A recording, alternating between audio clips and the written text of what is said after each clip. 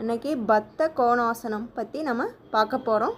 முதல்ல செய்கிறனால என்னென்ன பெனிஃபிட்ஸுங்கிறத நம்ம முதல்ல பார்த்துருவோம். நம்மளோட கணையம், சிறுநீரகம் போன்ற உறுப்புகள் சரியான முறையில் இயங்கிறதுக்கும், நம்மளோட மென்சுரல் டைமில் அந்த கிராம்ப் சரி செய்கிறதுக்கும், கன்சீவாக இருக்கிற பெண்கள் இந்த ஆசனத்தை செய்கிறனால சுகப்பிரசவம் நடைபெற கொஞ்சம் உதவியாக இருக்குன்னு சொல்லலாம். ஆனால் மருத்துவரோட ஆலோசனையோடு தான் நம்ம இந்த ஆசனத்தை செய்யணும். செரிமான சக்தியை அதிகரிக்குது. உடலில் இருக்கிற தேவையில்லாத கழிவை சரியான முறையில் வெளியேற்றக்கு உதவுதுன்னு சொல்லலாம். எப்படி செய்கிறதுன்னு பார்க்கலாம் வாங்க. சமதளத்தில் நீங்கள் காலை நீட்டி உட்காந்துக்கணும். உங்களோட உள்ளங்கால் ஒன்றோடொன்று சேருமாறு நம்மளோட கால்களை மடக்கி உட்காரணும்.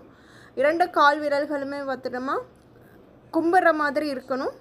2 கால் விரல்களுமே நம்ம கோர்த்தவாறு கால் விரல்களை பிடிச்சிக்கணும்.